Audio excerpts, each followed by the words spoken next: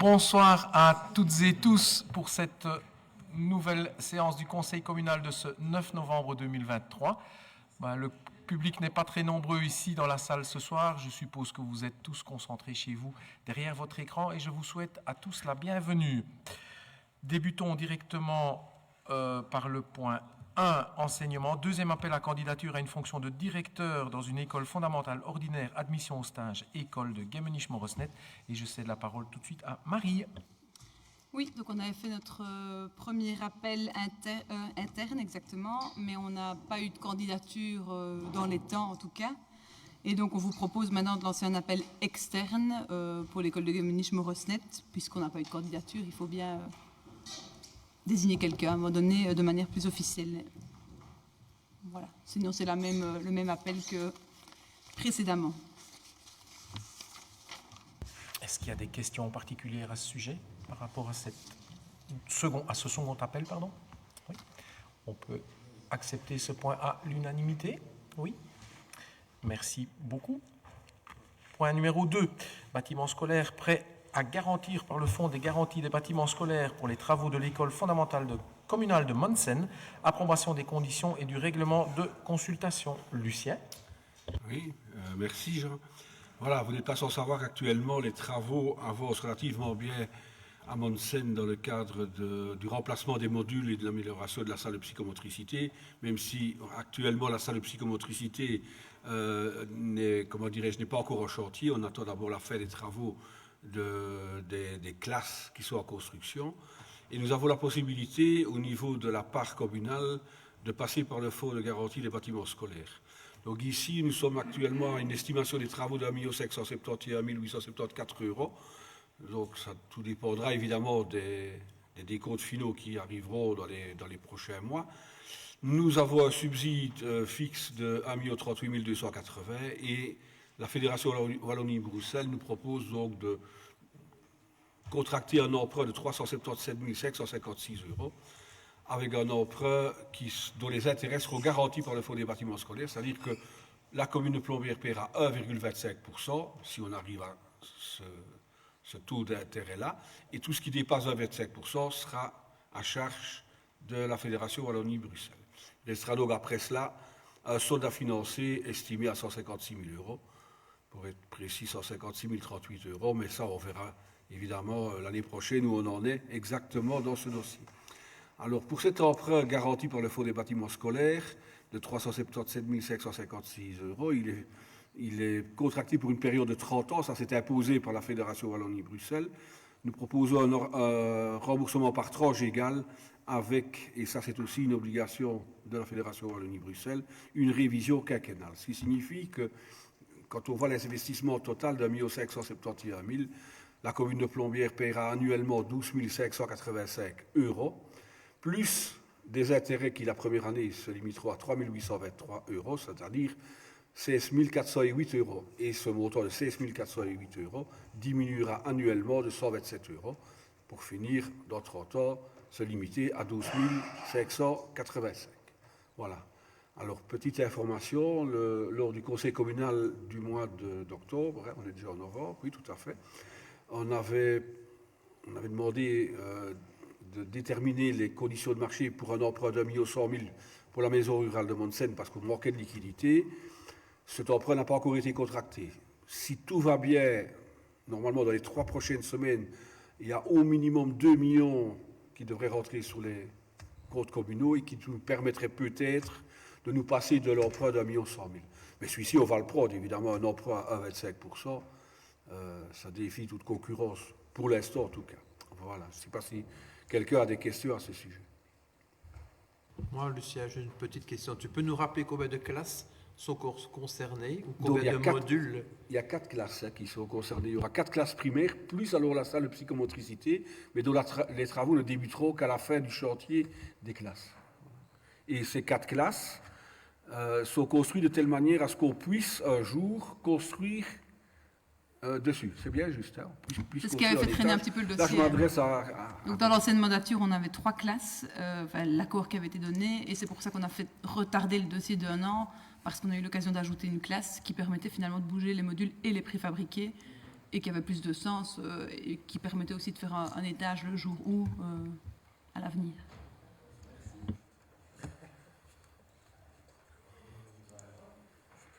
Y a-t-il d'autres questions? Non? Est-ce qu'on peut être d'accord pour consentir ce prêt? Oui, à l'unanimité. Merci beaucoup.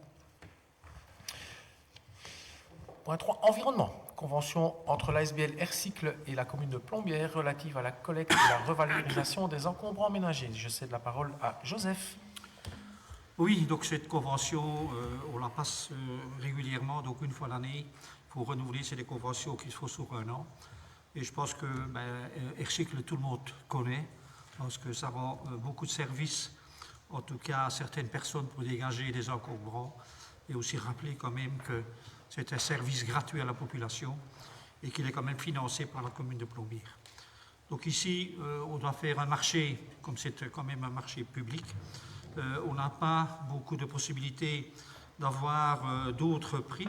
Donc, sachant qu'au niveau de la province, nous avons que la ressourcerie du Pays de Liège, de Grasse-Sologne, qui sont alors consultés également pour avoir une offre, et Aircycle, donc d'Eupen. Il se fait que, donc, annuel d'habitude d'ailleurs, les prix de Aircycle sont quand même inférieurs par rapport aux prix qui nous sont proposés par la ressourcerie du Pays de Liège. Donc ici, pour la tonne récoltée, donc en ce qui concerne Aircycle, nous sommes à 249,75 € de TVA comprise, alors que la ressourcerie du Pays de Liège apparaît. Donc eux proposent un tarif à la tonne collectée de 334,96 €. Donc la différence est quand même assez importante. Mais ce qu'eux proposent, c'est au niveau du tonnage, il n'y aurait peut-être plus de possibilités parce qu'ils parlent d'un tonnage entre 100 et 300 tonnes. Alors que chez nous, le prix tel qu'on nous l'a fait, c'est pour un tonnage estimé à 110 tonnes. C'est un petit peu ce qu'on collecte chaque année. Il y a 1 ou 2 ans, on a dépassé, l'année passée, on a diminué. Donc les 110 tonnes, ça peut satisfaire en tout cas aux besoins pour la population.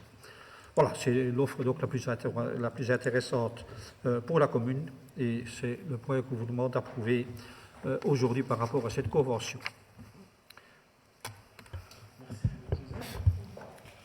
André, je t'en prie. Oui, donc une petite question par rapport à ça. Donc, bonjour tout le monde. Évidemment, travailler avec Aircycle, on est tout à fait pour. Il y a juste une petite question de clarification par rapport à la convention. Donc si on la reprend, peut-être là, si quelqu'un a l'occasion de la prendre sous les yeux, donc si on comprend bien, le service d'enlèvement sera limité à 2 enlèvements de 3 mètres cubes ou alternativement un enlèvement de 6 mètres cubes. Donc ça, c'est pris en charge par la commune. C'est la commune qui paye ça. Qui paye le. Donc dans le point B, oui. Donc dans la convention, on dit qu'il y a soit 2 enlèvements de 3 mètres cubes ou un enlèvement de 6 mètres cubes qui sont gratuits pour la population. Tout à fait, c'est entièrement gratuit. Et c'est pris en charge par la commune. Par la commune. Ça fait partie, donc on a un calcul sur l'ensemble des déchets organiques, collecte noire. Donc ça fait partie d'un package global.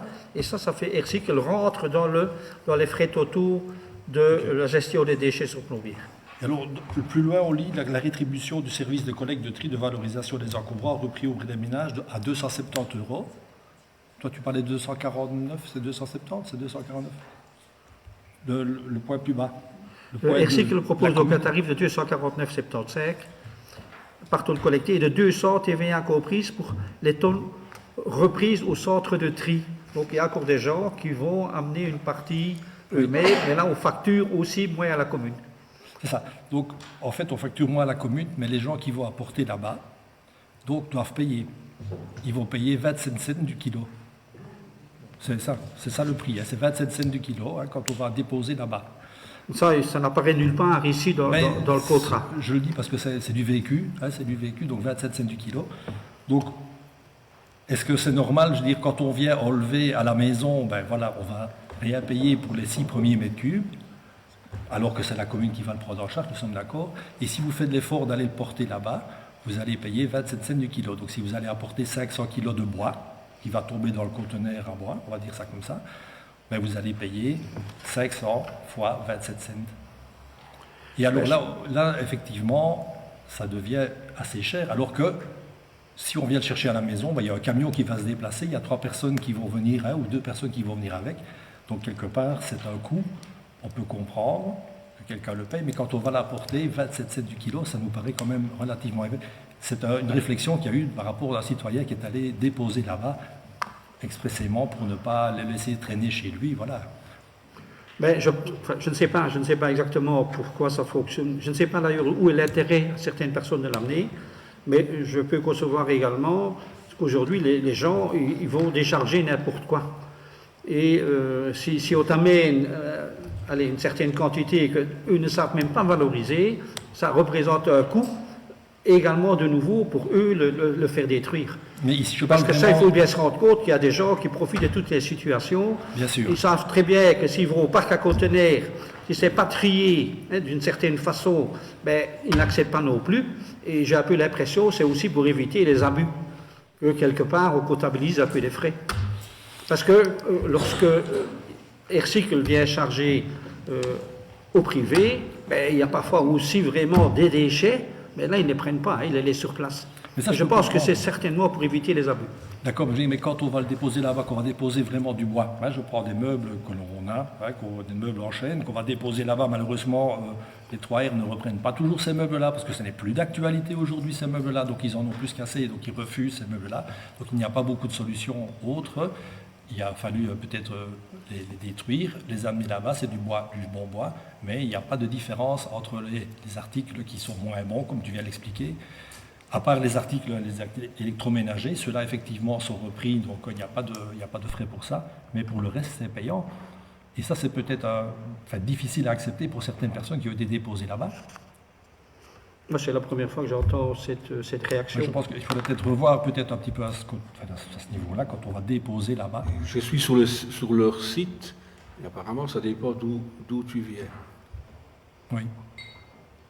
Et si tu viens de Plombière, contrat, service gratuit, 2 rendez-vous par an, maximum 3 mètres cubes par rendez-vous. Welkenrad, par exemple, contrat participation financière de 5 € pour 100 kilos. Oui, ça c'est ce qui est enlevé, c'est ça pour l'enlèvement. Mais pour ceux que tu viens enlever à la maison, mais quand tu vas chez Aircycle même, effectivement, tu es taxé au kilo, tu dois payer au kilo. Je ne savais pas.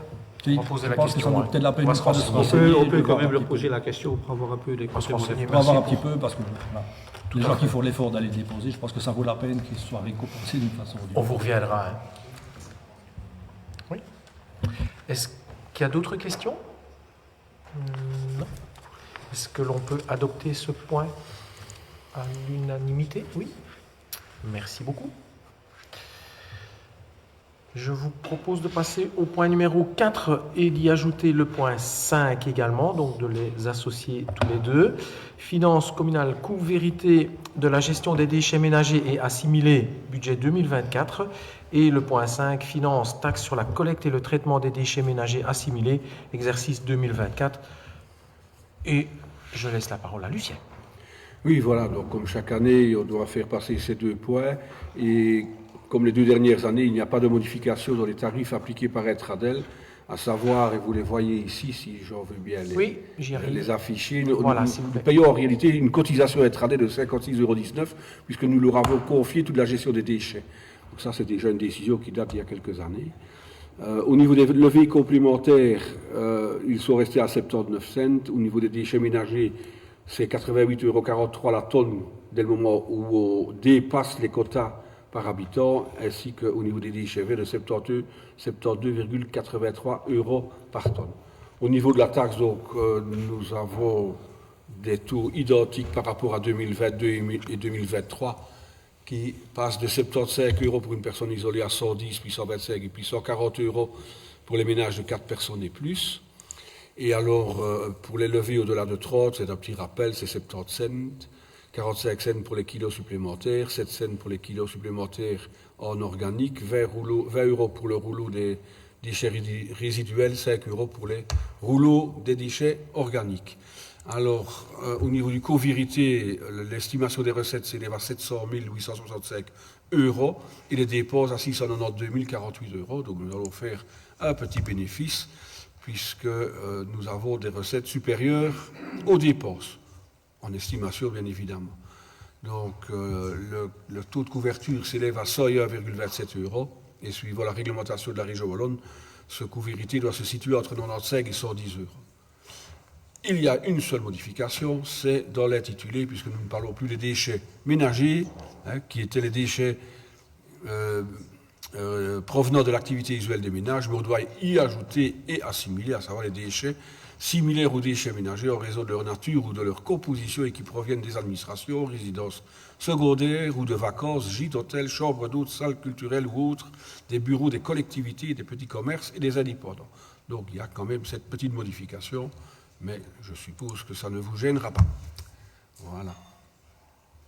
Ces chiffres clairs et limpides, est-ce qu'il y a des questions, des remarques par rapport à ces 2 points? Juste une remarque, donc on sait que c'est le coût vérité et qu'avec les conteneurs à puces, ça a quand même, je pense, amené des améliorations, mais on constate toujours quand même un certain nombre de détritus qui jonchent les bas-côtés de la route, et c'est les citoyens, ce n'est pas du tout la responsabilité de la commune, mais qu'est-ce qu'on peut faire pour sensibiliser les citoyens qui restent quand même, c'est incroyable quand on fait une balade sur la commune de voir le nombre de déchets qui jonchent les sols. C'est un manque de citoyenneté, hein, mais comment cibler ces gens-là, les dépôts clandestins? Il y a évidemment toutes les campagnes de ramassage de déchets, etc., qui sensibilisent. Et pour en avoir discuté avec notre agent technique en chef, il dit qu'avec les années, il remarque vraiment une différence positive. Donc il y a moins de déchets qu'avant. Ça reste beaucoup trop, on est 100% d'accord. C'est quand même, je sais pas, pour avoir déjà fait quelques fois le ramassage, on voit que c'est aux mêmes endroits, le même type de déchets. On voit que c'est la même personne qui jette quand elle passe là le vendredi soir ou je ne sais pas quel jour. Mais ça, je pense que le nombre de personnes est en train de se limiter. Donc on peut se dire, en tout cas, ayant parlé avec l'agent technique en chef, ça m'a rassurée. Je me dis c'est que ce qu'on fait depuis des années, comme sensibilisation dans les écoles, avec les enfants, etc., porte très lentement, mais sûrement ses fruits. Maintenant, que faire de plus, ça, c'est une grande question. Je n'ai pas la réponse là tout de suite, mais c'est un problème. Oui. Il y a en parallèle, quand même, ce qu'on remarque aussi quand on fait ces campagnes-là de ramassage, c'est quand même principalement des canettes. Et donc là, on avance quand même, donc toutes les communes, il y a l'Alliance pour la consigne que les communes ont rallié, nous aussi d'ailleurs. On a régulièrement des réunions avec le cabinet, avec l'Union des villes, et maintenant ils annoncent clairement une consigne en 2025. Mais au niveau du choix de la consigne, ici on a une réunion prochainement, parce qu'on avait peur qu'à un moment donné, ça retombe de nouveau sur les communes, parce qu'il y a la consigne électronique, il y a plusieurs sortes de consignes. C'est loin d'être évident. Au départ, nous, on était là en tant que bourgmestre en disant il n'y a qu'à faire comme en Allemagne, il n'y a qu'à faire comme en Hollande, sauf que la Belgique a pris une toute autre direction en matière de gestion des déchets, avec une valorisation de tout ce qui est recyclage qui est assez grande et performante et bien utile. Du coup, ce n'est pas aussi simple que ce que ça n'y paraît. Ça, on doit bien le reconnaître maintenant en ayant participé à plusieurs réunions. Mais ils avancent. Et nous, c'est ce qu'on a insisté. Il y a tout ce qui est valorisation des déchets, très bien, recyclage, très bien. Mais il y a aussi la propreté publique. Et c'est là que les bourgmestres estimaient faire une alliance commune. Si demain, il y a une consigne, quelle qu'elle soit, ça va quand même diminuer en principe les déchets sur nos bas-côtés, au-delà du recyclage qu'on peut en faire. Et c'est ça qu'on vise aussi comme objectif. Donc voilà, c'est en cours et pour 2025, normalement, on devrait arriver, c'est ce que j'ai reçu dans un dernier mail, ça va être fait en 2025. La formule n'est pas encore tout à fait connue. Des canettes, hein, oui, tout à fait. Des paquets de cigarettes aussi, je trouve, en général, mais quand même principalement des canettes. Oui, c'est peut-être pour ça. C'est vrai. Tout à fait. Et on remarque aussi qu'on est, pardon, 2 secondes, Daniel, on est aux alentours de 15 à 20 km d'un fast-food. Et c'est à 15 et 20 km, c'est prouvé par une étude qu'on retrouve les déchets des fast-food. Et on y est. Ouais.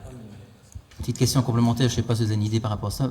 Communes voisines qui n'ont pas les poubelles à puces, ils n'augmentent pas mal leur quantité de poubelles par le fait que les citoyens de notre commune les déposent chez eux? La commune voisine, Calamine pour ne pas la citer, n'a pas de conteneur à puces.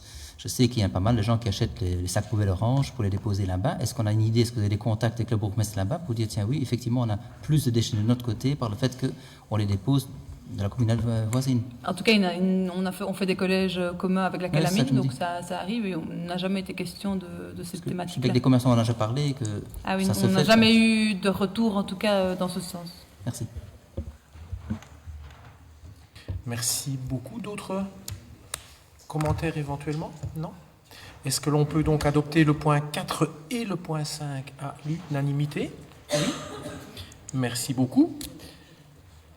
Point numéro 6, on passe à la jeunesse. Convention relative à l'organisation d'une plaine d'été à conclure avec l'ASBL Ocarina. Et je cède la parole à Nadine. Merci Jean.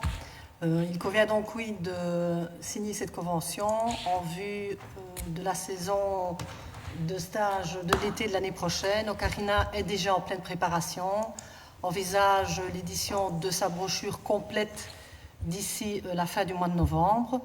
La proposition de convention ne change pas par rapport à celle de l'année dernière. Pour ce qui est des dates pour Plombières, les stages auront lieu du 12 au 16 août et du 19 au 23 août 2024. La mise à disposition du hall sportif incombe à l'ASBL Sport et Culture et qui est, elle aussi, partie prenante dans cette convention. Sommes-nous d'accord pour cette convention? Oui. À l'unanimité, merci bien. Point numéro 7, jeunesse. Octroi d'un subside au patron de Monsen pour l'aide apportée dans le cadre de l'inauguration de la maison rurale polyvalente à Monsen. Lucien. Oui, donc c'était le 21 septembre dernier. Et à cette occasion, on a eu la chance de pouvoir s'appuyer sur les patronnés du patron Saint-Louis de Monsen. Et aussi, on vous propose de leur octroyer un subside de 150 € à titre de remerciement, comme on l'a déjà fait par le passé avec d'autres mouvements de jeunesse. Merci Lucien. Est-ce que l'on peut adopter cet octroi de subside? Oui. L'unanimité également. Merci. Lecture publique. Acte d'adhésion au contrat cadre pour la filière du livre en Fédération Wallonie-Bruxelles. Et je te recède la parole, Nadine. Merci Jean. Il convient d'adhérer donc à ce contrat cadre, sachant que l'objectif de cette adhésion consiste à développer la pratique de la lecture de la population via des actions menées par la bibliothèque, par la participation de celle-ci à différentes actions et opérations phares telles que la fureur de lire, lire dans les parcs. Et ces actions s'intègrent dans les objectifs et actions menées par la bibliothèque de Plombières. Elles sont prévues entre autres dans le plan de développement de la lecture de la bibliothèque.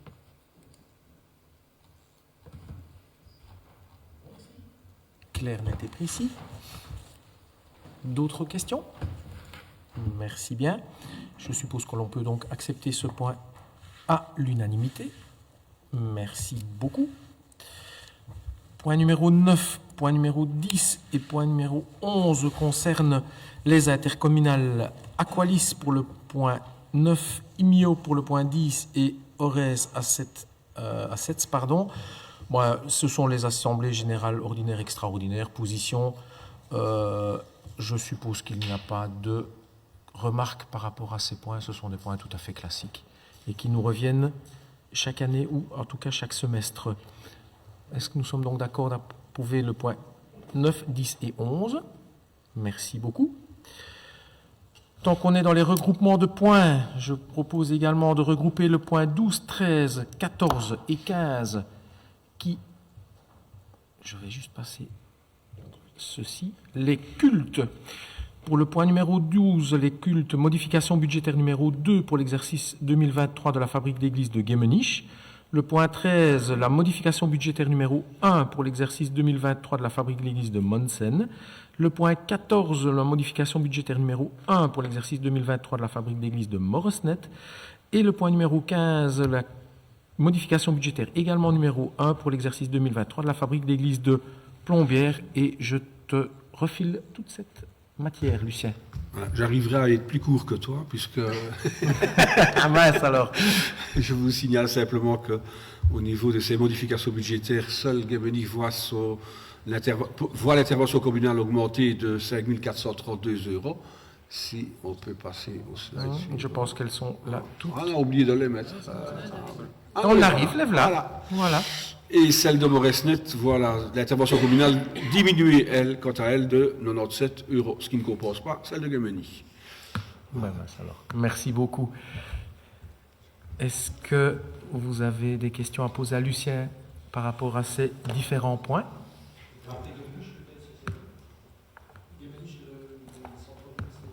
Donc ici, il y a une augmentation de 5 430. Mais qu'est-ce que c'est? Oh ben, il faut regarder dans la modification budgétaire. Moi, je veux bien, on peut regarder si vous voulez. Je ne connais pas les modifications budgétaires, les fabriques d'églises par cœur. Hein.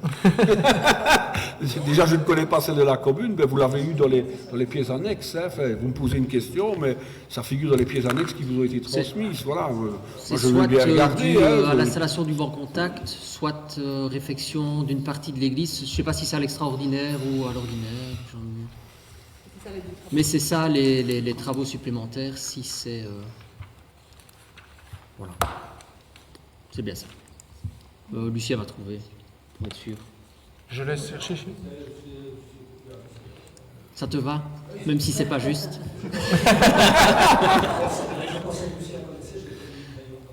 Ben voilà, t'as trouvé le talon d'Achille de Lucien ce soir. Je connaîtrai une modification budgétaire par cœur. C'est rare de quoi c'est. Et en plus des fabriques d'église, c'est que je n'aurais vraiment rien d'autre à faire. On peut passer au vote ou tu souhaites quand même attendre la réflexion de Lucien? Tu veux qu'on attende la réponse de Lucien? Non? On peut passer au vote, oui, ça ne vous dérange pas? On est tous d'accord pour ces modifications? Un grand merci. Merci de le soulager. Point numéro 16, proposition étrangère à l'ordre du jour inscrite à la demande d'un membre du conseil communal. Et je me retourne vers notre directeur général. Nous n'avons rien reçu. Point numéro 17, question orale d'actualité, réponse, correspondance et communication. Je commencerai d'abord par toi. Fabrice, je t'en prie. Oui, le gouvernement wallon a approuvé la délibération du 5 octobre qui a décidé la taxe communale sur la distribution gratuite d'écrits et d'échantillons non adressés. Au même conseil communal, le taux de la taxe additionnelle à l'impôt des personnes physiques avait été fixé à 7,3%.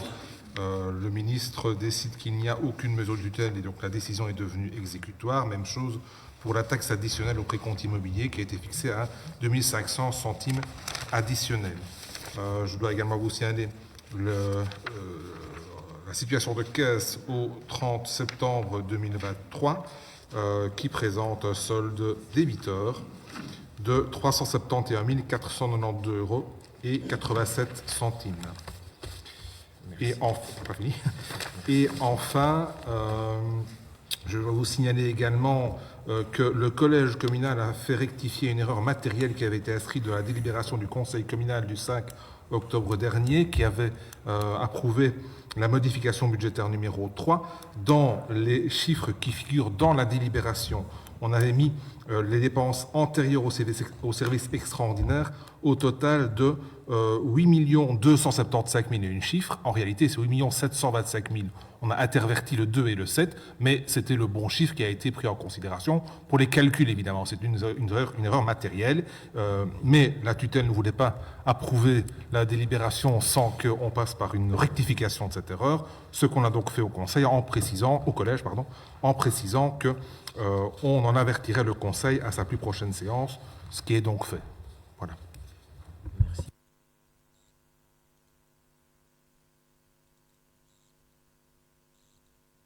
À la demande de Marcel, on va faire le tour dans l'autre sens aujourd'hui. Marie, je t'en prie.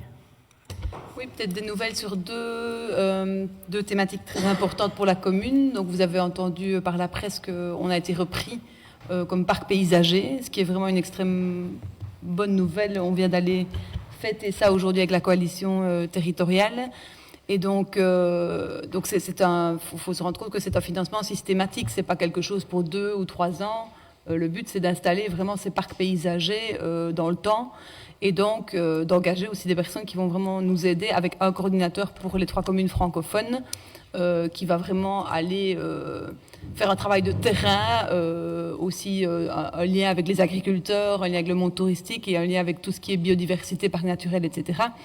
Donc je crois vraiment que c'est un plus pour notre région. On le remarque en tout cas dans nos rencontres, c'est vraiment une coalition assez exceptionnelle en termes de ce qu'on a pu créer sur le travail qu'on a fait pendant 2 ans et qui, pour moi en tout cas, est à suivre. Et je vous en parle parce qu'il sera important d'avoir une continuité, peu importe qui est au pouvoir en 2024-2025. Je pense que c'est vraiment un enjeu fondamental et une chance qu'on a de pouvoir participer à cet appel à projet flamand, finalement, au départ, avec l'aide évidemment du gouvernement wallon, puisqu'ils ont promis aussi un financement pour cet équivalent temps plein et un petit financement de la commune, finalement, par rapport aux bénéfices qu'on peut en retirer. Donc, je vous partagerai régulièrement évidemment les avancées pour qu'on puisse avoir une continuité. C'est vraiment important. Il ne faut pas que ce soit quelque chose lié aux politiques, mais que ce soit vraiment la commune qui s'investisse dans ce domaine-là. Et c'est pour ça aussi qu'on va vraiment essayer de faire rentrer maintenant nos agents administratifs aussi pour qu'ils fassent le lien. On les avait un peu laissés tranquilles dans la préparation, mais je pense que maintenant, il est temps qu'ils rentrent vraiment là-dedans et qu'ils en profitent aussi.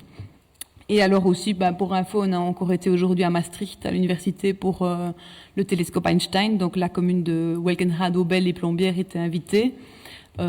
Puisque les choses commencent à se préciser dans tous les tests. Vous avez peut-être remarqué qu'il y a un peu des forages par-ci par-là, pas encore dans la commune de Plombières, mais à Aubel, ça a déjà eu lieu.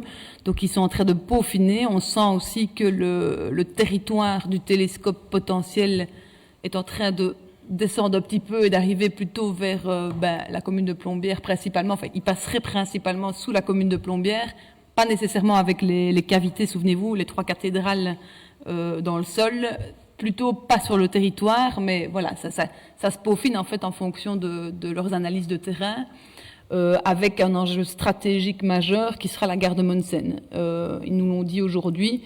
Ça a été même un des éléments de départ pour parler de l'Eurégio, c'est qu'il y avait cette gare de Monsen et leur objectif c'est clairement on a même eu des contacts ministériels fédéraux avec par rapport à cette gare, donc on sent que c'est un des éléments qui permet le projet et donc ils ont bien reprécisé que c'est pas avant 2025-26 plutôt qu'on aura la candidature définitive, mais par contre après cette année de test on saura quand même plus si notre candidature reste valable et si elle vaut vraiment la peine d'être lancée.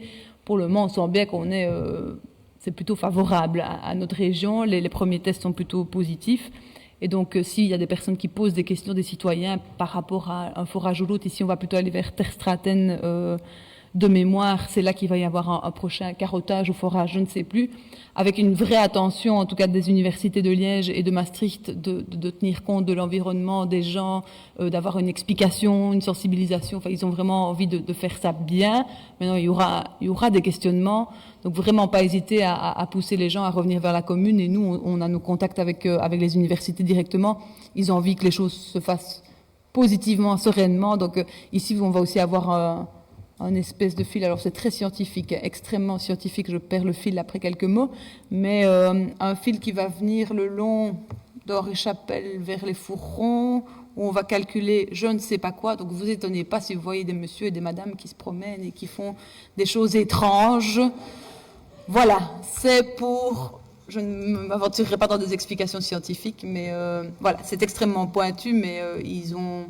Voilà, on sent qu'il y a une fameuse, donc c'est le gré de Liège, de la province de Liège, qui a été mandaté par le ministre Borsu et le gouvernement en général pour essayer de faire ce lien, de créer cette coalition et faire ce lien aussi avec les Flamands, avec les Wallons, pour qu'on ait une candidature finalement fédérale et qu'on soit plus fort. Parce que si la Belgique commence à se diviser dans la candidature, voilà, notre candidature perdra sa force évidemment. Donc le gré était là aussi aujourd'hui. Pour soutenir, c'est d'ailleurs leur priorité numéro 1 dans leur plan stratégique, c'est le télescope Einstein. Donc voilà, ça avance tout doucement. Il y a encore une année ici de tests au minimum et ils doivent remplir leur book, je ne sais plus comment ils appellent ça, avec toutes les informations utiles pour qu'on puisse décider à un moment donné au niveau européen. Donc voilà, ici ils ont encore au moins une année de tests, donc il ne faut pas s'étonner, il y a régulièrement des tests par-ci par-là, des carottages, des forages. Marie, quand tu parles de la gare de Monsen, tu en parles positivement, j'imagine. On s'est longtemps demandé ce qu'on allait faire avec tous ces terrains. On sent en tout cas que ça devient un enjeu primordial et qu'ils veulent vraiment l'utiliser parce qu'il faut vraiment se rendre compte, oui, c'est un rempart pour des mines éventuelles, parce que ça c'est hors de question, s'il y a le télescope, il n'y aura pas de mine, ils nous l'ont encore bien confirmé aujourd'hui, mais la construction du télescope va demander, il faut se rendre compte, on se disait tantôt, c'est quasi le tunnel sous la Manche qu'on va retirer. Donc au plus près, donc ils ont des lieux en Allemagne où ils peuvent amener toutes les roches, tout ce qui sortirait de terre, même s'ils veulent aussi revaloriser dans un cycle plutôt vertueux sur place aussi certaines choses. Mais il faut se rendre compte qu'il va y avoir quand même des fameux travaux et transports. Donc au plus près, le trou, et donc il nous expliquait que le trou de forage de départ pourrait tout à fait ne pas être au-dessus de la cathédrale. Donc il pourrait être, si la gare de Monsen se situe finalement sur la ligne, dans l'axe, pourquoi pas finalement forer vraiment tout près de la gare de Monsen et aller à gauche, à droite par le sous-sol. Tout ça est encore absolument à l'étude et il ne faut pas se faire un plan sur la comète, mais leur but c'est d'éviter le maximum de charrois aussi vers la gare de Monsen. Et donc il y a peut-être un intérêt stratégique à utiliser le site qui permet encore une certaine extension et il y a de la place pour le faire. Voilà, on n'en est vraiment encore pas dans une précision, mais voilà, je préfère vous partager en toute transparence les informations qu'on a reçues aujourd'hui. C'était tout. Super intéressant en tout cas. Merci beaucoup Marie. Joseph, tu avais... Sébastien? Oui. Je t'en prie, oui. Voilà, j'aimerais bien profiter du conseil communal qui tombe à pic, j'ai envie de dire, cette semaine, suite à l'article de journal donc, qui est venu ce week-end concernant les aménagements rue du village à Moresnet. Je vais un petit peu recadrer l'historique, je vais un petit peu lire mes notes. Donc c'est en 2021, donc la commune participe au projet Piwassi, un projet du ministre de la Mobilité octroyant une subvention aux communes pilotes, sélectionnées donc dans le cadre de l'appel à projet relatif au plan d'investissement Wallonie cyclable. Et donc l'idée est, comme son titre l'indique, de promouvoir la mobilité douce par des aménagements favorables à la pratique du vélo. Cette volonté n'est pas neuve au sein de notre majorité. D'ailleurs, nous travaillons avec le GAL, avec des bureaux d'études. Nous sommes en pleine collaboration aussi, élaboration d'un premier plan communal de mobilité, un PCM, afin d'avoir une vision à long terme sur la mobilité dans la commune de Plombières. Et une chose est certaine, est que si l'on veut avancer en ce sens, c'est qu'il est primordial de mettre en avant, et dans cet ordre, les déplacements piétons, les déplacements vélos, l'utilisation des transports en commun, et puis d'arriver finalement et enfin au déplacement en voiture. Nous sommes en 2023 et c'est vrai qu'il est temps de laisser derrière nous le tout à la voiture. Alors c'est vrai que ça peut déplaire à certains, mais le changement, c'est pas toujours évident. Et c'est d'ailleurs ce que fait également la région wallonne, donc en proposant ce genre de subsides ou d'autres subsides pour des projets innovants en mettant en avant la mobilité douce. À savoir par exemple que notre PIC, donc le plan d'investissement communal, qui est triennal, donc c'est un plan d'investissement sur 3 ans, donc on est au 2e de cette mandature. À ce 2e pic de notre mandature, ils ont également rajouté des subsides spécialement vélo et des subsides spécialement piétons, et avec 36 000 conditions pour pouvoir les obtenir. Pour revenir à ce projet Piwassi, donc la volonté était d'améliorer et de créer des liaisons vélo entre les Ravels et nos centres de village. Donc on remarque que notre commune, en termes de déplacement, vraiment d'un bout à l'autre de la commune, on est quand même bien servi grâce à nos Ravels. Ils étaient là, on les a utilisés, et grâce à ça, on arrive à traverser notre commune facilement. Mais pour rejoindre nos centres ou nos centres d'intérêt, on remarque que c'est parfois plus compliqué ou que ce n'est pas optimal. Donc notre idée, c'était ça, c'était de relier des centres ou des points d'intérêt à nos villages. Donc nous avions 2 projets. Le premier projet, c'est la liaison Ravel-Hombourg-Plombières qui relie jusqu'à la rue Hack, donc pour pouvoir accéder plus facilement à l'école, aux 2 crèches, au Grand Môme, à la salle du lycée, aux différents commerces qui se trouvent à la rue Hack, à la bibliothèque, au futur Pump Track et au Dirt Park qui seront des futurs projets. Et ce projet-là, il est quasiment terminé, il est utilisable, on peut l'utiliser, il reste encore juste les différentes plantations à placer et on attend évidemment la Sainte-Catherine pour que ce soit fait. Le second projet, c'est l'aménagement de la liaison rue du village, donc qui va du Ravel sur le dessus à Bambouche jusqu'à l'école primaire de Morosnet. Donc le projet en question dans l'article concerné. Et donc en amont de ces aménagements, il faut savoir aussi que Orez a également entrepris des travaux, vu qu'on les avait concertés, on s'était concerté avec eux, pour la pose de câbles haute tension dans le village. Donc ils ont fait ça avant qu'on puisse faire nos travaux, parce que sinon ils allaient abîmer ce qu'on avait fait. Et donc pour revenir à cet article, donc, qui reprenait une partie des commentaires facebookiens, je ne sais pas comment on dit, suite à la vidéo postée par Riverain, il faut savoir qu'à Morosnet, il y avait déjà 3 rétrécissements, mais que ce n'était pas du tout optimal, plus le danger en haut de la traversée du Ravel, qui était vraiment pas toujours évidente vu que les gens remontaient du village. Maintenant c'est réglé vu que les gens vont remonter sur le tracé prévu et qu'en face il y a l'îlot qui permet aux voitures de s'arrêter aussi, et donc ça crée une distance plus petite pour les vélos pour traverser le Ravel. Donc c'est mieux qu'avant. Alors les rétrécissements avant, ils n'étaient pas optimales. On avait vraiment beaucoup de plaintes des habitants du village parce qu'ils ne fonctionnaient qu'aux heures de pointe. Donc aux heures de pointe et dans le sens, évidemment, que dans un sens de priorité, les îlots fonctionnaient pour quelques voitures et qu'à certains moments, et c'est vrai qu'en soirée ou en journée, ça roulait extrêmement vite. Et j'ai pu le remarquer aussi plusieurs fois en allant sur place. Alors, il y a un souci, c'est par exemple dans la rue de Morosnet, on a aussi beaucoup d'îlots pour que les gens puissent se stationner. Mais le problème de ces îlots, c'est qu'ils sont vraiment catastrophiques pour les gens qui empruntent la rue de Morosnet à vélo. Donc les îlots qui sont placés dans la rue du village, dans le nouvel aménagement, ils prévoient que les cyclistes passent à droite de l'aménagement et restent donc d'une certaine façon sécuritaires et ne doivent pas aller se coincer entre les voitures et les îlots qui passent dans le village. On passe à droite en sécurité. Et alors, il faut savoir aussi que ces bornes cyclables, elles sont maintenant ocre, ça c'est ce qui nous est demandé, donc c'est un jaune un peu pâle, et qu'elles seront placées seulement quand les températures le permettront. Donc ça c'est un peu, il va falloir attendre avant qu'on les mette. Et pour revenir à certains commentaires concernant la beauté des îlots, il faut savoir qu'on est aussi obligé de rendre les aménagements visibles et non dangereux, et qu'aussi il y a encore énormément de barrières qui sont sur les côtés, sur les trottoirs, qui sont encore là pour les travaux d'Orez, qui doit encore effectuer des raccordements, et que c'est vrai qu'une fois que tout le chantier sera terminé, on aura une meilleure vue sur le village sur la traversée du village de Morosnet. Alors comme vous pouvez le voir sur la vidéo, si nos téléspectateurs l'ont déjà vu, je pense, mais donc sur le bureau en plein milieu. Je ne sais pas comment tu sors. Ouais, voilà.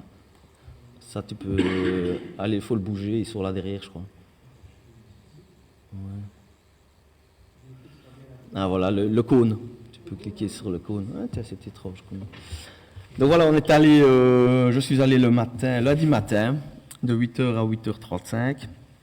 Et avec une caméra 360, j'ai effectué une prise de vue, donc de vidéo, pour voir un petit peu comment ça allait se passer. C'était le premier jour après la rentrée des classes, donc je pense qu'on est vraiment en bonne heure de pointe. On a des bus qui passent, des camions, et on peut voir là aussi, on verra après, qu'il y a justement un camion de Chiorez qui a vraiment été coincé contre quasiment les îlots en face de l'église, et donc ça rendait la situation un peu plus compliquée, et que malgré ça, ça fonctionnait. Donc on peut voir que les voitures arrivent encore malgré tout à passer. Alors c'est sûr, on ne passera plus dans Morosnet à 60, 70 comme on passait avant. Il faudra prendre son temps, son mal en patience, et accepter qu'on mette en avant la mobilité douce à Plombières à certains endroits. Et à savoir que, voilà, c'est pas le premier ni le dernier endroit que la majorité compte sécurisé. Il y a d'autres routes dans notre commune où ça roule encore et toujours trop vite, où on demande de rouler 50 et où c'est pas respecté. Et donc voilà, en créant ce genre d'aménagement, qui embête évidemment certains automobilistes, ben, on arrive à certains résultats et c'est vrai que ça fait vachement bien ralentir le trafic. Juste pour compléter, c'est quand même la demande. Si on ne reçoit pas une lettre par semaine de citoyens pour diminuer la vitesse, je pense que c'est plus ou moins la tape.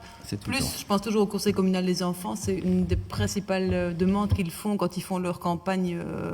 Donc c'est quand même qu'il y a ce sentiment d'insécurité par rapport à la vitesse, il est quand même présent clairement dans notre commune. Et on a vu que beaucoup d'autres communes, et je trouve qu'on est un petit peu à la traîne à ce niveau-là, et je fais notre autocritique, beaucoup de communes ont commencé à mettre en place maintenant des choses pour freiner la vitesse. Et nous, il faut bien qu'on démarre quelque part. Donc voilà, c'est un bref complément d'information, une petite analyse de la situation rue du village. Et donc je suis tout ouvert si vous avez des questions ou des remarques. Et on peut en discuter, on est aussi ouvert à d'autres réflexions. Donc voilà. Je vais peut-être intervenir alors. Hein. Oui. Effectivement, le point en question, c'est tout à fait logique que tu t'y attendais, qu'on allait en parler aussi. Donc moi, je ne cache pas effectivement notre inquiétude pour nos ratons laveurs qui se réfugient en l'église de Morosnet jusqu'à y déposer un cierge pour retrouver ce beau village d'avant travaux. Mais il faut quand même pas s'approcher du raton laveur parce que... J'espère pour vous autres qu'il n'y en a pas plus dans l'église, autrement l'église sera dans un piteux état après, effectivement. Ouais, enfin, ceci dit, c'est très dangereux. Donc en effet, vous n'êtes pas sans savoir le désarroi, l'incompréhension, et je ne citerai pas d'autres qualificatifs peu glorieux que nous partageons avec nos citoyens suite aux aménagements réalisés au sein de ce village historique qui avait autrefois un caractère, un charme. Vu l'innovation du jamais vu, sommes-nous un projet pilote? Je ne débattrai même pas sur la triste image que vous offrez à ce beau village.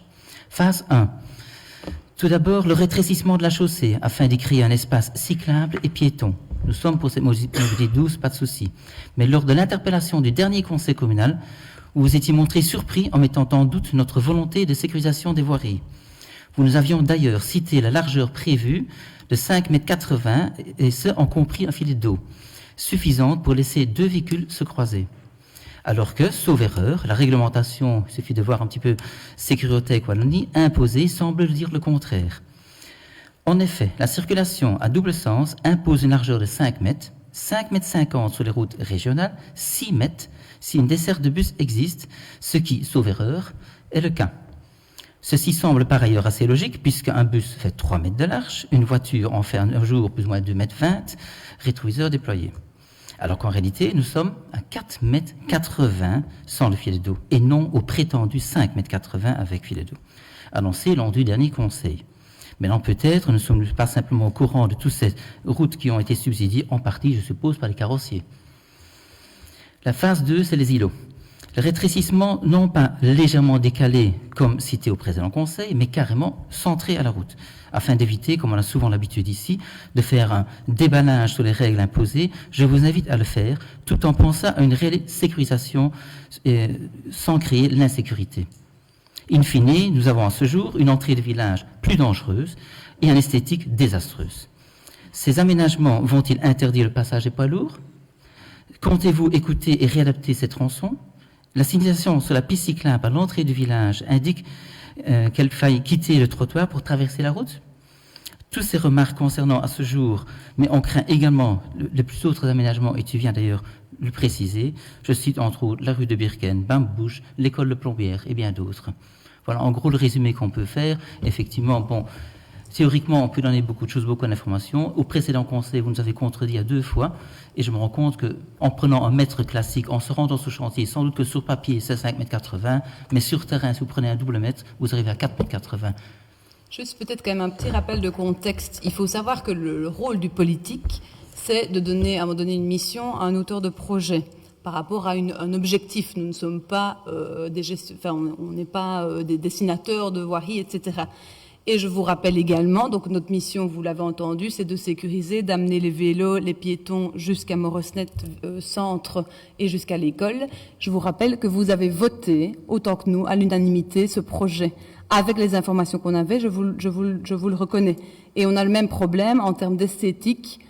On l'a voté, comme vous. On se partage tous la part de responsabilité. Le petit signal qu'ils allaient mettre, qui était sur une petite photo, était probablement assez insuffisant que pour se rendre compte que x6, il y a un petit problème esthétique et on le partage tout à fait avec vous. Ce qu'on s'est dit au niveau de la majorité, parce qu'on a constaté une fois sur place que c'était pas très beau non plus, on est d'accord avec vous, c'est que c'est des choses amovibles et donc pourquoi pas d'abord attendre évidemment d'avoir ces bandes ocre, que le dispositif soit complet et se dire qu'après on utilise ce dispositif, ces 6 dispositifs, pour les mettre dans des centres ou dans des lieux qui sont moins tape à l'œil par rapport à un centre protégé comme Morosnet et qu'on fasse quelque chose de plus joli, de plus intégré, parce qu'on partage totalement avec vous ce constat que c'est pas beau. Et il y a d'autres endroits où c'est moins dérangeant de mettre quelque chose qui est plus efficace mais qui n'est pas beau. Mais donc voilà, on a eu la même étude que vous, le même schéma que vous avez voté à l'unanimité avec nous, et on doit bien se rendre compte sur place et on doit pouvoir aussi, avec humilité, remarquer qu'il y a des choses où voilà, on aurait soit dû tous demander un complément d'information ou se rendre mieux compte de ce que ça allait donner x6. Mais je pense, vous comme nous, puisque personne n'a fait de remarques, on ne s'est pas vraiment rendu compte que ça allait donner ça sur terrain. Voilà, d'accord, mais les informations données au président du conseil étant déjà fausses, alors ta vidéo de 30 secondes montre certaines choses. Moi, étant tous les jours sur le terrain, tous les jours au même endroit, je dois passer des fois à droite de l'îlot parce qu'un camion ne sait pas passer. Tout le monde fait un peu n'importe quoi pour essayer de sauver son rétroviseur, voire plus. Une route de 4,80 m, je suis désolé, tout le monde va dans la rigole, va au-delà de la rigole. Alors quand il y aura la neige, bonjour les dégâts, parce qu'un tas de neige qui sera sur le côté, avec une route qui fait 4,80 m, quand on rentre dans le village, qu'on ne voit pas ce qui se passe de l'autre côté à 20 mètres, je te mets au défi de le faire. De nouveau, en termes de légalité, je veux dire, un auteur de projet doit respecter la légalité. C'est quand même sa base de travail. Si je ne suis pas allé mesurer moi sur place, c'est des choses qu'on peut vérifier ou on peut demander une rectification si ça ne respecte pas la légalité. Mais ça n'incombe pas directement au collège. Si, à partir du moment où il est constaté, mais je veux dire, voilà, on n'a jamais demandé d'aller contre la légalité, évidemment. Pourquoi apparemment sous plan, ce que Romain nous a dit la fois passée, 5,80 m, et qu'en réalité, pour 1 mètre de moins, pourquoi est-ce qu'on le dit? Donc, l'auteur de projet doit respecter. Est-ce que vous avez été sur place mesurée? Parce qu'à l'œil nu, on voit déjà que c'est pas 5,80 m. C'est pour ça que je me suis permis de prendre 1 mètre, parce que je me dis, mon œil me dit que. On va vérifier toutes les informations, vérifier la législation et vérifier, puisque tu nous mets la vigilance là-dessus, voilà.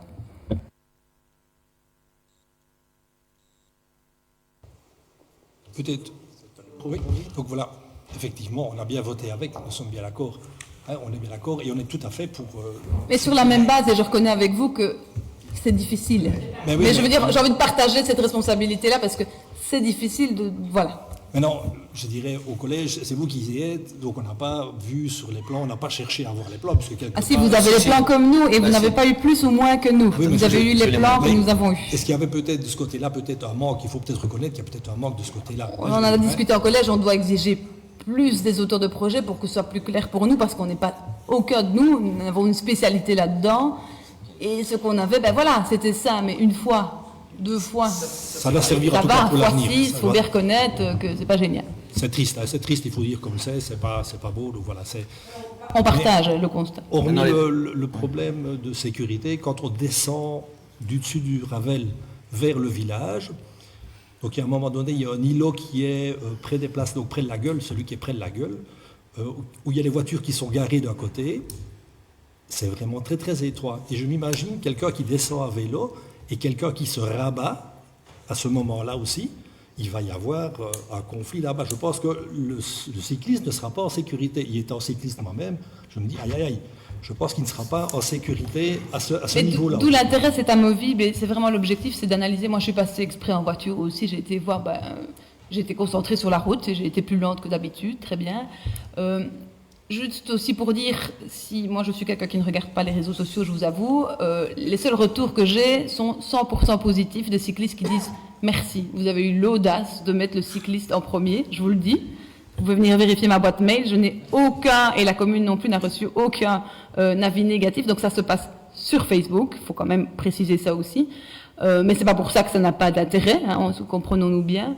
Et par rapport à ce que tu disais, justement, on va observer, analyser, voir aussi avec la police aussi, et essayer d'aller en tant que cycliste, en tant que véhicule, et puis voir si on peut justement un petit peu modifier, puisqu'on a encore cette possibilité-là, puisque ce ne sont pas et si on veut faire quelque chose de beau et d'intégrer, probablement que ce sera quelque chose en dur et qui sera plus fixé sur place. Donc ça nous permet finalement, ce dispositif pas très beau, d'avoir encore une certaine flexibilité pour faire quelque chose qui nous semble finalement sur terrain tout à fait concluant. Et on prendra le temps de revenir vers vous aussi pour voir comment modifier éventuellement un petit peu la position pour qu'elle soit il faut que ça soit sécurisant. La meilleure possible, c'est le but.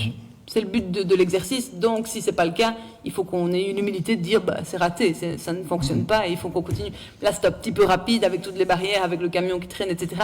Mais voilà, je crois qu'on doit vraiment en reparler une fois qu'on mettra les bandes ocre ou un petit peu avant pour voir si, voilà, qu'est-ce qui est le mieux de faire là-bas.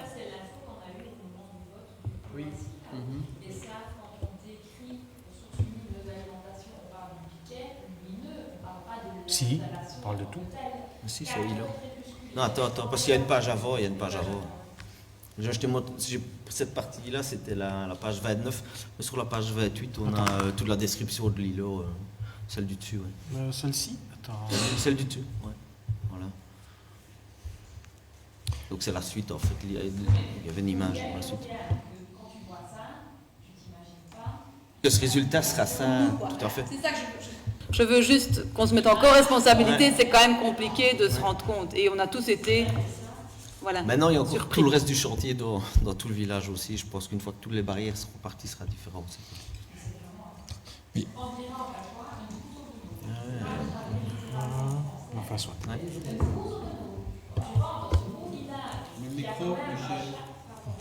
Quand tu rentres dans ce beau village qui a quand même un des plus charmants de la commune, mais voilà, on ne remet pas en question la question de la mobilité, la question de la sécurité, et ça me fait plaisir d'entendre ce que tu dis, de dire, bah oui, on envisage effectivement de les enlever, de les mettre ailleurs. Et je me dis, ce qui est voilà. pas grave, c'est que on pourra vraiment les utiliser à un autre endroit, parce que le dispositif en tant que tel. Je crois que c'est ça qui a choqué, en fait, les gens, c'est de dire... Chacun sa sensibilité, mais dans le collège, clairement, il y en a plusieurs qui étaient outrés aussi par la beauté de cette chose. Oui, vraiment. Et de savoir que même si on met autre chose, il faudra mettre un panneau jaune, il faudra mettre je crois que c'est un D3. Et, voilà. Oui, c'est ça, il y a quelque chose autour qui fait que ça passe un peu. N'hésitez pas, puisqu'on a quelques mois devant nous quand même, si vous trouvez quelque chose qui vous semble... Voilà, parce qu'on n'a pas encore trouvé non plus, on a déjà regardé un petit peu les dispositifs qui existent, on n'a pas trouvé ce qui nous convainc totalement. Donc... Non, mais peut-être en observant dans des lieux, maintenant qu'on l'a en tête, il y a peut-être des idées qui vont se trouver dans d'autres communes, et surtout dans des centres historiques ou dans des choses un peu plus, plus protégées, voir s'il n'y a pas des choses qui fonctionnent. Sinon, si quelqu'un dans les communes voisines est séduit par cette installation, il peut venir la prendre. Passe ces modèles. Je dirais que ça, non, parce qu'on en aura besoin, et il y a des autres endroits où ça ne choquera pas du tout. Et on veut vraiment multiplier quand même ce genre. Je sais que ça embête beaucoup et ça fait débat, je veux dire, dans nos groupes politiques aussi. Il y a ceux qui sont le tout à la voiture. Voilà, je pense qu'on doit tous évoluer et qu'il faut avoir l'audace de sécuriser les cyclistes aujourd'hui. Mais dans des lieux plus adaptés pour ce genre de dispositif-là, on est tout à fait d'accord. Merci. Comme ancien partenaire, comme ancien Mont-Saint-Ouen, je suis quand même vraiment déçu. Vous avez cassé l'image du cœur du village de Mont-Saint. Il est cassé. Le Grand Prix de Formule 1 l'année prochaine se passera à Mont-Saint. Les chicanes sont déjà placées. Quand on voit le village à Mont-Saint, pour le moment, c'est un village de Playmobil. Je ne comprends pas comment est-ce que vous avez pu faire des choses pareilles. Tu es le seul qui peut nous le dire à nous tous, parce que tu n'étais pas là quand on a tous voté à l'unanimité. Je m'en fous. Mais ce que vous avez fait, c'est horrible. Pour un beau village, vous avez détruit le beau village. Et je dis encore une chose, Plombières, Sippenaken et Morsned, c'est vraiment des villages où on commence à faire des expérimentations. C'est ces trois villages-là. C'est les plus. Vous croyez qu'à Hambourg, on va faire ça, des chicanes? Certainement pas, parce que la bourgmestre vient de Hambourg. Ça, c'est ce qu'on trouve sur les pages Facebook, effectivement. Et à Monsen, vous croyez qu'on va faire des chicanes? Mais je pense que voilà. Sûrement pas, parce qu'il y a beaucoup d'échevins qui viennent de Monsen aussi.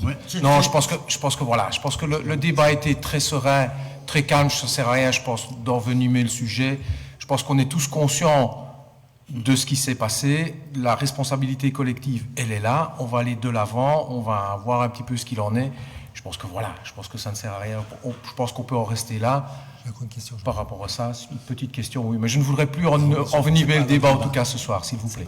C'est juste une question de compréhension d'un panneau qui se trouve quand on remonte vers... On remonte vers le viaduc, attends. Oui. En remontant vers le viaduc, il y a la bande à droite qui permet aux piétons et aux cyclistes de descendre ou de monter en sécurité. Et 15 mètres avant la balustrade en bois, en remontant, il y a un panneau bleu qui signale que dans 15 mètres, cyclistes et piétons peuvent traverser dans ce sens-là, je suppose pour rejoindre un Ravel. Or, à cet endroit-là, j'ai la photo sur mon portable, vous pourrez la montrer. Je ne comprends pas ce que ce panneau veut nous dire là. Il y a le même panneau un peu plus haut pour nous dire attention, dans 70 mètres, il y a circulation de gauche et de droite, de piétons, cavaliers et cyclistes. En fait, et ça correspond en effet au Ravel. C'est parce que les gens... Il est un peu trop haut pour moi. Donc le chemin réservé, il est accessible dans les deux sens. Oui. Donc un vélo peut décider de descendre vers Morosnet en restant sur la route à droite parce qu'il estime qu'il n'a pas besoin d'aller sur le chemin réservé parce qu'il descend assez vite. Ce qu'à mon avis, ceux qui viennent de la Calamine feront, ils ne vont peut-être pas traverser pour descendre. Et donc dans l'idée, c'est que si un vélo descend, il a l'opportunité de retraverser la route et c'est pour se retrouver évidemment du bon côté du village, de la circulation, une fois qu'il y aura des bords ocre qui seront tracés. Parce que vu qu'il descend à gauche dans le chemin réservé, je crois après il doit traverser. Franchement, Jonathan, ça c'est vraiment hyper dangereux. Je pense qu'il faut mettre. Mais il doit laisser le passage aux voitures. Je pense qu'il faut mettre une bâche noire sur le panneau tant que les bords réfléchissantes orange ne sont pas sur le sol. Parce que là, c'est vraiment. Le cycliste qui fait ça, c'est un casse-cou. Mais je ne comprends pas dans la montée. Pourquoi dans la montée C'est ça. Voilà. Celui qui descend, une fois qu'il arrive à la fin du chemin réservé, il ne va pas continuer à gauche sur la voirie dans tout le village. Il doit traverser. Du village, tu le vois.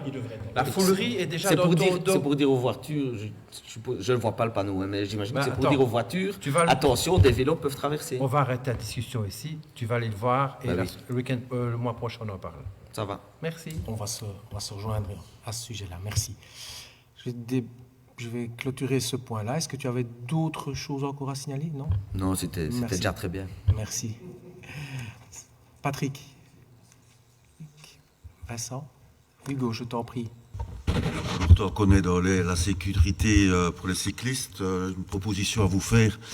Quand vous venez du terrain de football à Aubourg, vous passez le pont du chemin de fer. Et puis alors, vous avez la plaque 70 km/h. Vous avez le Ravel et puis l'agglomération. Il faudrait peut-être changer, mettre l'agglomération avant le Ravel pour que les voitures ralentissent déjà un petit peu avant, quoi.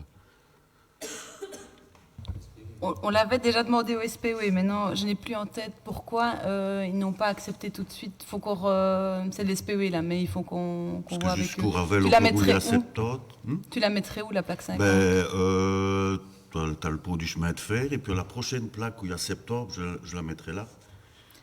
On l'avait déjà demandé, donc il faut que je... Donc c'est 200 mètres, 150 mètres avant le Ravel. Mais ils aiment bien pour des agglomérations qui aient de l'habitation des deux côtés. Oui, je crois qu'il y a un truc comme ça, et tu n'as pas de... Tu as le champ à côté à gauche. Moi, je leur expliquer qu'il y a le Ravel, quoi. Donc, mais ça, on leur avait expliqué, et je pense que c'est pour ça, parce que c'était au moment du Ravel où on avait demandé de changer, c'est là qu'on a mis aussi la zone 70. Et je pense qu'à cause du champ à gauche, ils n'ont pas voulu. On peut reposer la question, mais il y a déjà une première explication, parce que nous, on a eu la même réflexion que toi. Oui, parce qu'il y a pas mal de cyclistes qui ne s'arrêtent pas. C'est le problème. Alors, on risque de mettre des aménagements, mais en Aubourg. Oui, on peut prendre ceux de Moresnet, s'il est d'accord, on va les chercher. Alors, autre chose, concernant les îlots à Bambouche, c'est très bien, il faut limiter la vitesse là-bas. Mais je pense que le premier et le dernier sont mal placés. Juste avant un tournant, je pense que ça va poser quand même quelques problèmes. On a déjà demandé en tout cas de déplacer par rapport à l'entrée. De nouveau, c'est pas nous qui sommes. On est de nouveau là, on est demandeurs en tant que politique qui sécurise Bambouche, qui diminue la vitesse et qui ait un effet physique. Après, le problème, c'est qu'on n'est pas maître à l'œuvre du tout. Et ils les ont mis aux zones 70. En fait, ils reflètent la zone 70. Et dans l'idée, c'est même d'avoir probablement une zone 50 vraiment au milieu. Et donc, c'est vrai qu'ils ont mis les îlots vraiment pour délimiter la zone 70, pour dire aux gens, voilà, il y a un îlot, vous êtes dans une zone qui est ralentie. Oui, mais juste avant les tournois, c'est pas... Et on les a contactés aussi par rapport aux allées, et c'est un peu compliqué. Comment? C'est vrai? 24 heures. Ben ça obligera le SPE à prendre en considération les remarques des citoyens qui ont été faites, mais peu entendues. Alors une autre petite question, une enquête publique, enfin j'ai vu le panneau dans le chemin de Berly-Rennes, ça concerne la malterie? Oui, donc ça concerne la malterie, c'est pour le permis d'exploiter. Donc ils doivent renouveler le permis d'exploiter, et donc il y a toute la procédure à respecter, enquête publique et tout ce qui s'ensuit. Mais il n'y a pas d'extension ou quoi que ce soit. Et je voulais juste revenir sur... Tu m'avais demandé de voir pour, en sortant de Schroubel pour le miroir, et il me semble que c'est fait. Je pensais... Indel. Mais je ne l'ai pas encore utilisé, mais je crois que c'est bon.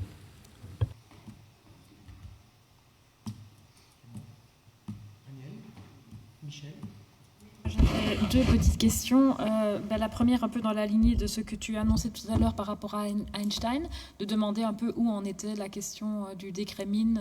Je sais qu'il y avait eu un avis du Conseil d'État, et puis je ne sais pas vraiment ce qu'il en est. C'est un peu, on a redemandé régulièrement au cabinet et on ne reçoit pas d'infos. Donc on a aussi une députée là, avec qui on a beaucoup travaillé.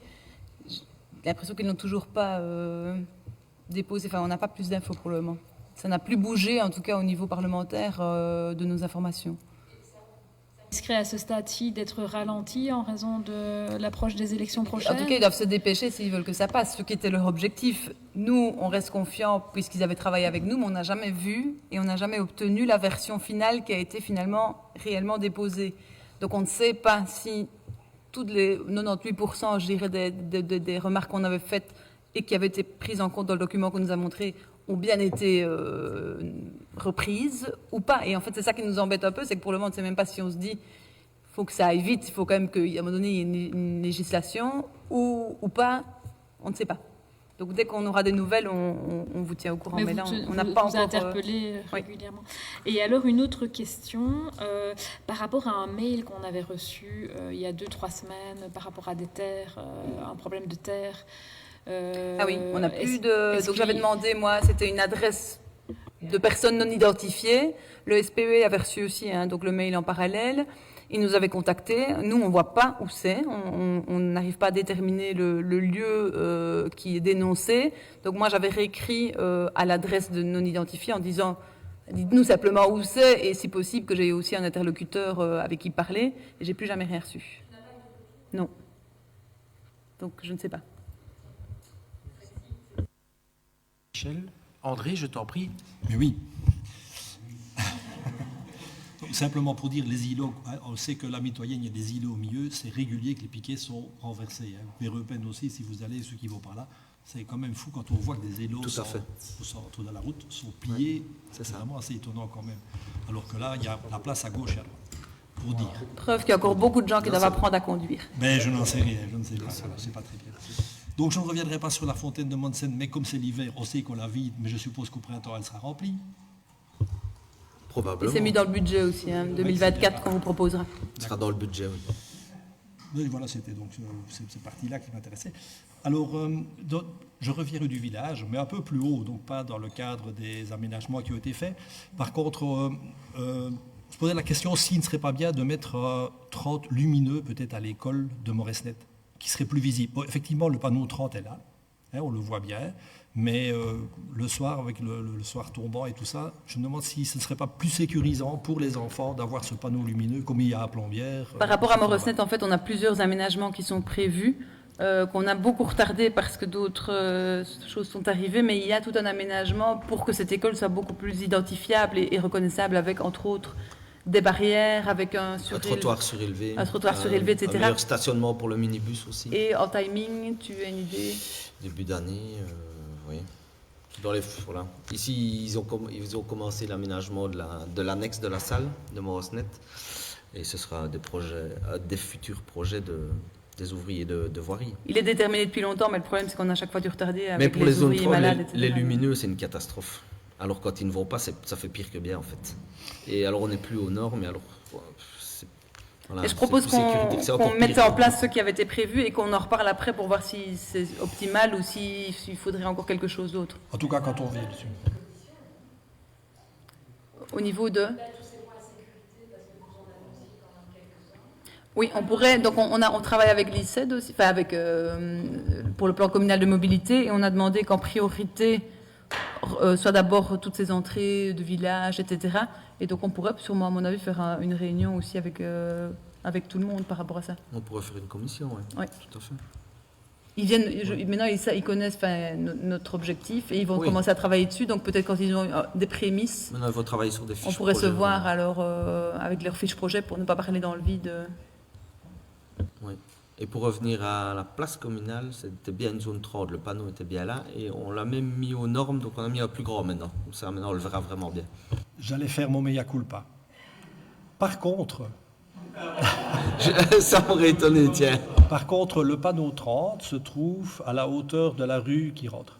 Donc cela veut dire que la zone avant est une zone 50. C'est parce que sinon, il faut en remettre un deuxième. Non, mais c'est pas ça. Mais si c'est une zone 50, je peux accepter. Ben, il faudrait que le passage pour piétons revienne devant la pharmacie. Mais le passage pour piétons a été enlevé à la pharmacie parce qu'il n'y a pas de place pour qu'un piéton puisse venir utiliser le passage pour piétons.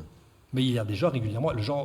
On n'est pas en zone 30. Mais déjà, hein. il ne l'utilisait pas là, il passait 3 mètres à gauche ou 3 mètres à droite parce qu'il venait contre une bordure. Ou alors il faut faire le trottoir, il faut faire l'aménagement. Ça, je l'accepte. Je pense qu'il faut faire l'aménagement pour qu'on puisse avoir encore un petit morceau de trottoir et que ce passage pour piétons revienne là-bas. Même si pour rappel, on peut toujours traverser quand tu n'es pas à 30 mètres de passage pour piétons. Hein. On n'est pas obligé de C'est mettre des important passages pour piétons partout au travers. On est bien d'accord, mais je pense que là, ça se justifierait en tout cas. Et alors, deuxième chose, théoriquement, une zone 30, quand on sort de la zone 30, sauf Carrefour, la zone 30 doit avoir une faille quelque part. Il n'y a pas de faille sur le dessus. À Carrefour, c'est une faille. Oui, d'accord, mais le passage pour piétons du dessus est encore dans la zone 30. Alors, il faut peut-être l'enlever. Alors, on est logique avec soi-même. Celui-là, on pourrait l'enlever, oui. Mais je veux dire, voilà, il faudrait...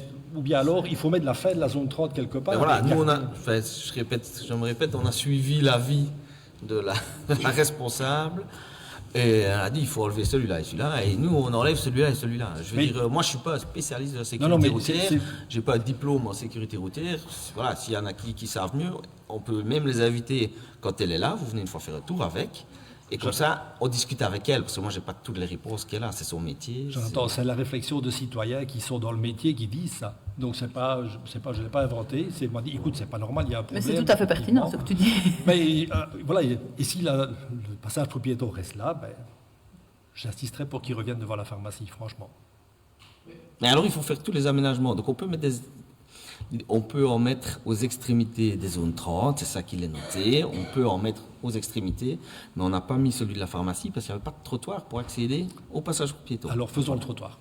Mettons-le au budget quelque part. Il y a l'idée de revoir tout l'aménagement de la place de Monsen. Ça fait partie d'une fiche projet du futur PCM, où vous serez aussi invité à participer à la réflexion. Il y aura d'autres acteurs qui seront aussi invités à réfléchir à comment la place de Monsen peut être modifiée pour mieux fonctionner sans bouger un kiosque, une fontaine et un monument aux morts.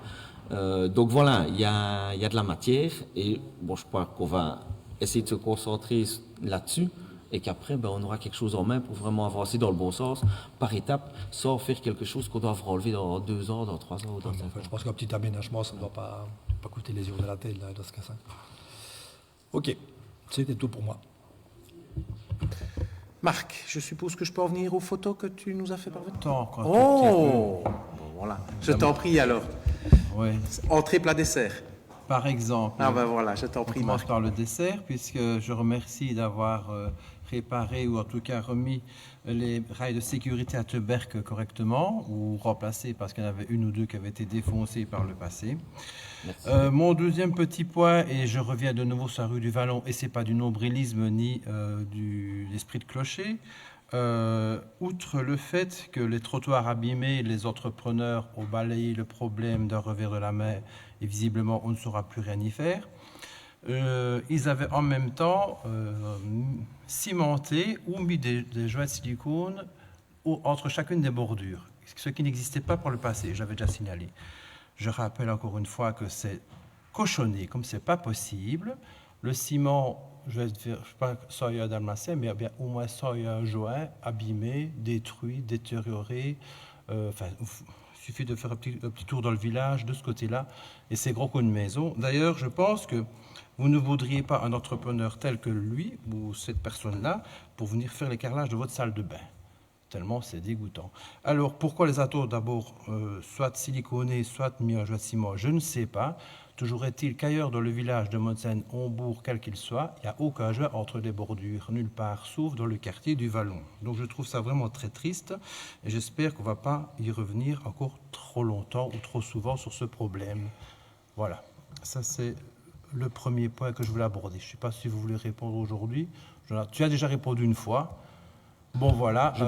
J'ai pas beaucoup plus de choses à dire. On a demandé à l'entreprise d'enlever les joints et de remettre les joints avec un tel produit pour que ça tienne mieux. C'est pas le cas. C'est vrai que ça ne tient pas mieux ou que ce n'est pas beau.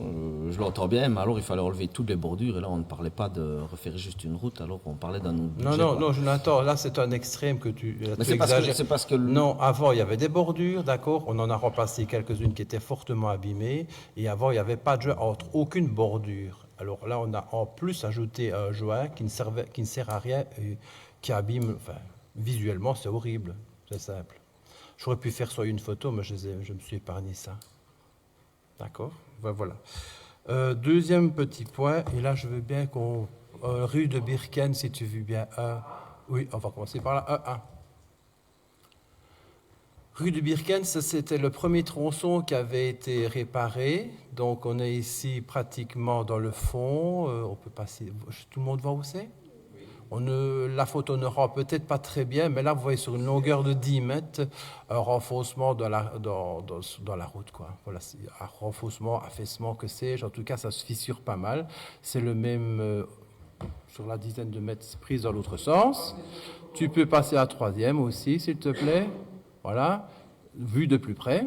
Et là, bon, ça a été fait il y a 2 ans, je me trompe. 3 ou 4. On va dire 3 ou 4. Et ça, c'est un peu plus haut, quasiment dans le virage, juste avant d'arriver dans le Ravel. On a le même type de problème. Je souhaite tout simplement attirer l'attention sur ce gros problème, je suppose. Oui, on est bien au courant. Enfin, moi, je passe là plusieurs fois par jour, donc ça a été bien signalé et le service fait le suivi.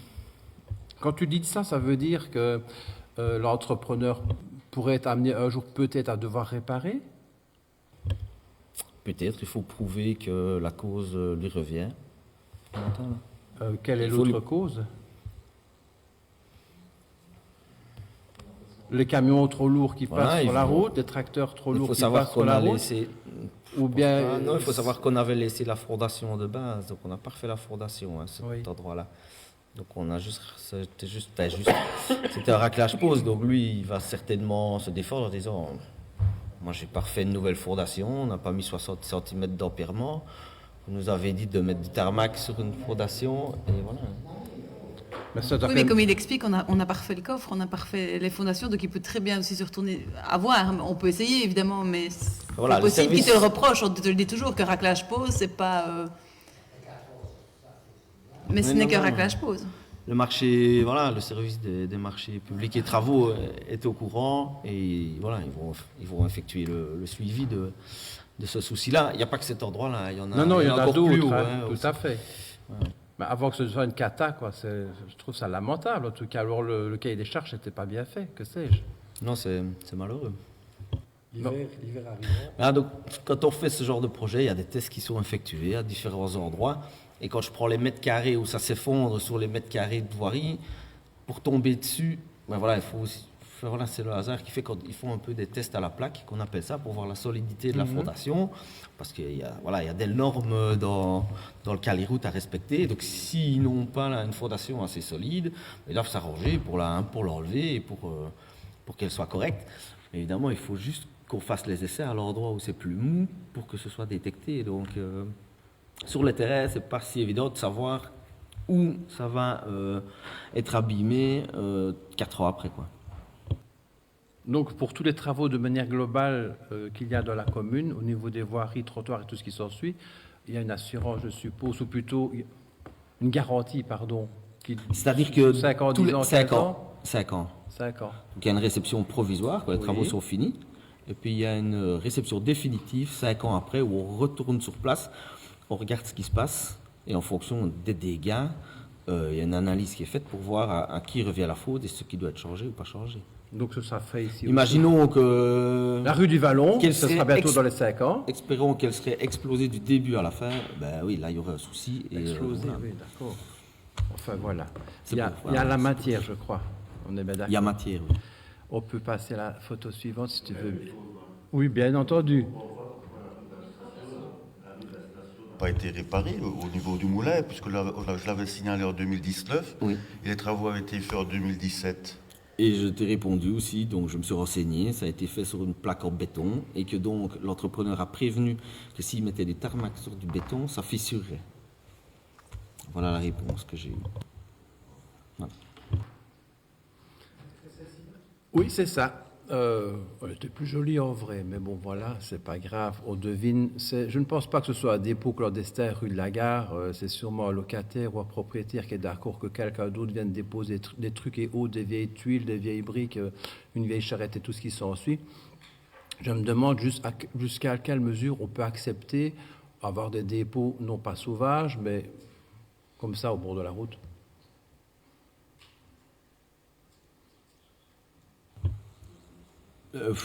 Oui, donc, enfin, je ne sais pas si Joseph ou moi, je vois très bien où c'est. Donc, je pense que c'est des bricaillons qui vont être utilisés pour faire un aménagement. Donc, voilà. Et ils sont sur une partie.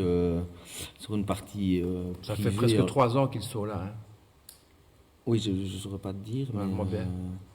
C'est vrai que la végétation a un peu pris le dessus, on ne les voit presque plus. Enfin, voilà. Il faudrait analyser le règlement général de police, voir si on a une possibilité là, de sanction administrative d'une manière ou d'une autre. On a la possibilité avec les épaves de voitures, etc. Mais pour des choses comme ça, il doit y avoir...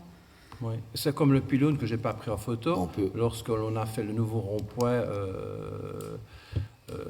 réfléchi, étudié par le Conseil communal des enfants, où il y avait auparavant un pylône au milieu de la route, qui se trouve toujours le long de la route. Il est toujours là, celui-là? Oui, il est toujours là. Je ne sais même pas où on est, tu sais me préciser où on est. Je vais regarder. Et pour ce qui est des bricaillons, je pense qu'il y a moyen de les faire bouger assez rapidement, on est bien d'accord. Hein. Dernier petit point, puis je vous laisse tranquille. Non, c'est le genre d'info, si je puis me permettre, vous nous enverriez la photo, le lieu par mail. Oui. On peut être plus efficace qu'en conseil communal. Je ne crois pas que c'est absolument nécessaire de passer par le conseil pour ce genre d'informations. Ça va. Bon. Ça, j'avais quelque chose à dire aujourd'hui. Hein. En lisant les comptes rendus du collège, il y a un point que je n'ai pas très bien compris, qui s'appelle « Borne territoire intelligente Smart Région », que vous avez voté parce qu'il y avait un subside, je pense, à la clé.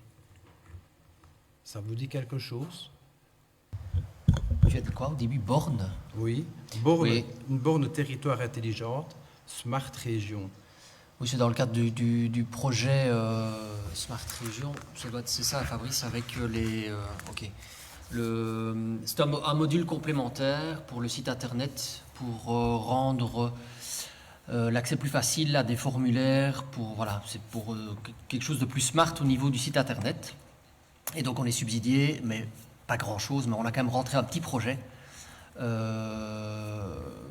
C'est pour améliorer la demande de documents au niveau du service population ou au niveau des autres services d'ailleurs. Parce que pour l'instant, on a un formulaire sur le site internet, c'est un petit peu compliqué à gérer en interne.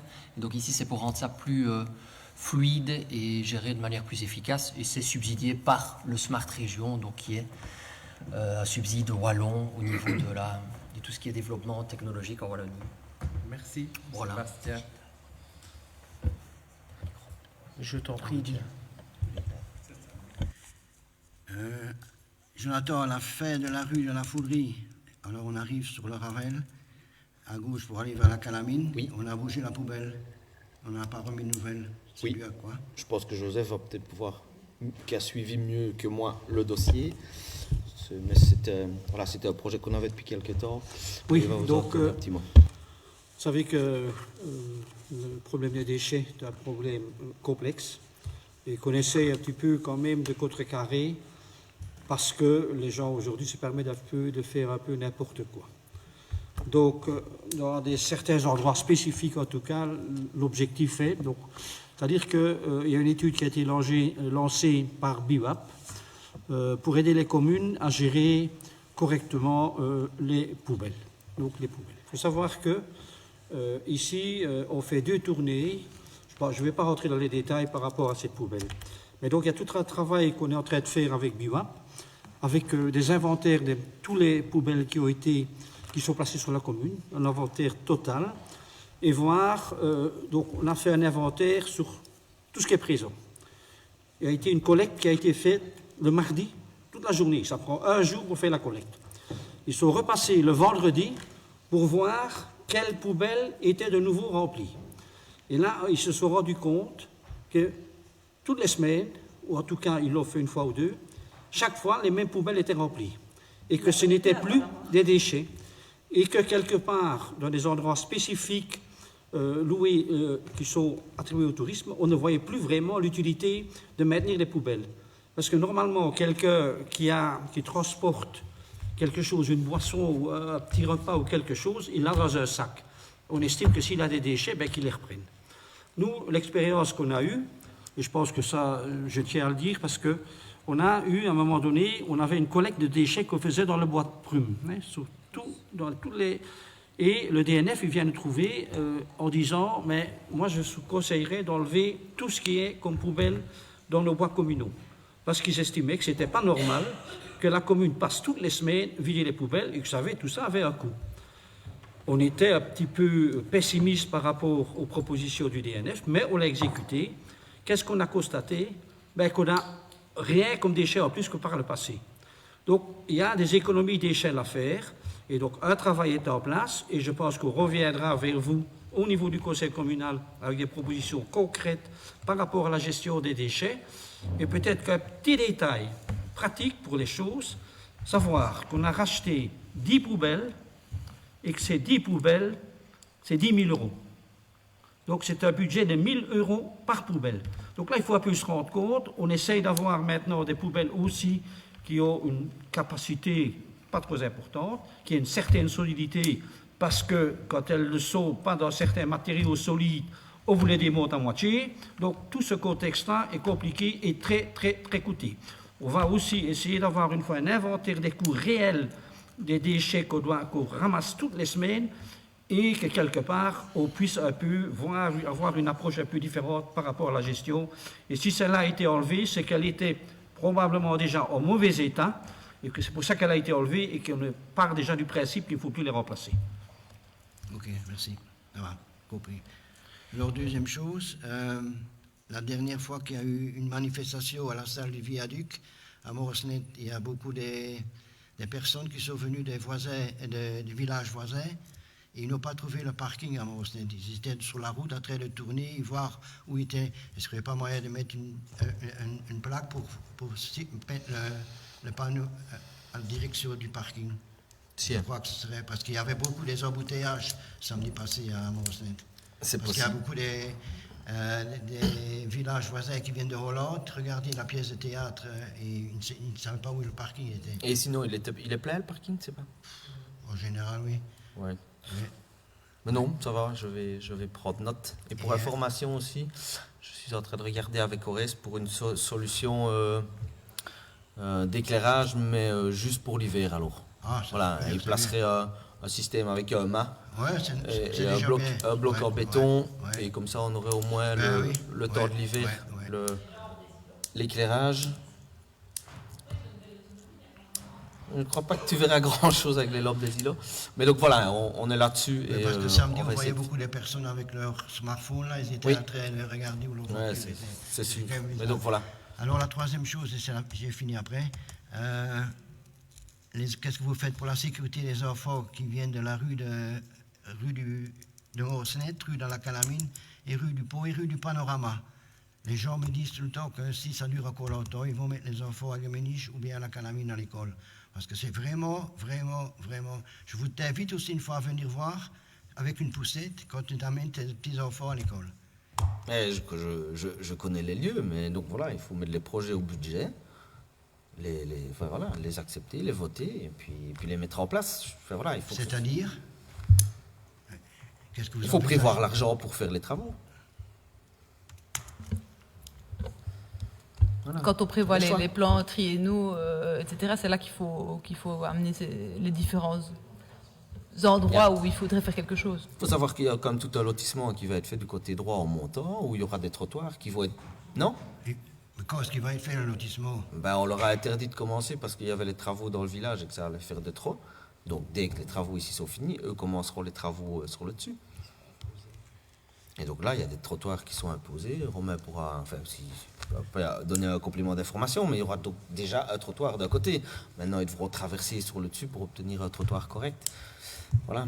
Et à savoir que les autres parcelles, ce sont aussi des parcelles les parcelles en face sont des parcelles à bâtir, où les gens feront aussi eux-mêmes des trottoirs. Tu es conscient qu'il y a un problème quand même? Je ne sais pas, enfin, je ne sais pas.